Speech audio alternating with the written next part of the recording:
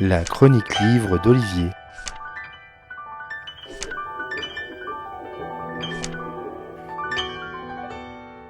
Pour les plus vieux d'entre nous, ceux qui regardaient encore la télévision, vous avez peut-être le souvenir des soirées ciné à la maison proposées par le chanteur Eddie Mitchell dans son émission La Dernière Séance, où il exhumait de vieux films américains projetés dans un cinéma de cartes. Les amoureux du genre western étaient servis par la programmation qui faisait la part belle à ces films où la violence côtoyait les grands espaces américains. Et dans cette catégorie figurait souvent le Grand Canyon, avec ses grandes roches rouges, bordées de strates de falaises abruptes et des chemins qui les parcouraient. Terrain de jeu de randonneurs bienveillants comme malveillants, comme le montre Vincent Manulève dans Le Veuf Noir du Grand Canyon, paru aux éditions 10-18. Robert vit à Littleton, au Colorado, avec Nancy et ses 2 enfants.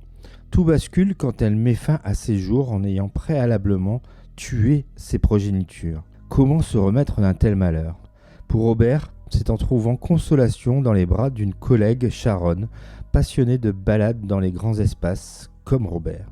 Mais là aussi, la maîtresse sombre dans une profonde dépression. Après le divorce, Robert ne peut se résigner à vivre seul et rencontre finalement Donna, une prof d'aérobic, qui l'emmène au Grand Canyon et qui sera sa dernière demeure, après une brutale chute.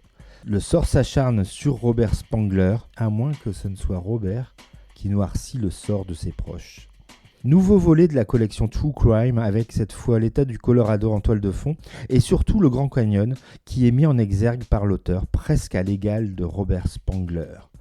Le récit parallèle parvient à montrer au lecteur l'importance du site et de ce qu'il représente, cet espace indomptable qui n'a révélé quelques secrets que très tardivement. Un peu comme Robert Spangler, on peut opérer une forme de fusion entre le côté attractif du lieu ou de la personne et sa dangerosité. Encore une belle plongée dans cette Amérique, bien loin de ce que l'on veut bien nous donner.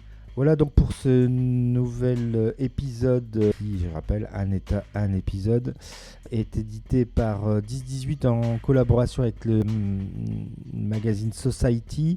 Ici, c'est Le Veuf Noir du Grand Canyon, son auteur Vincent Manulève. Bonne lecture et à bientôt. C'était vraiment très intéressant.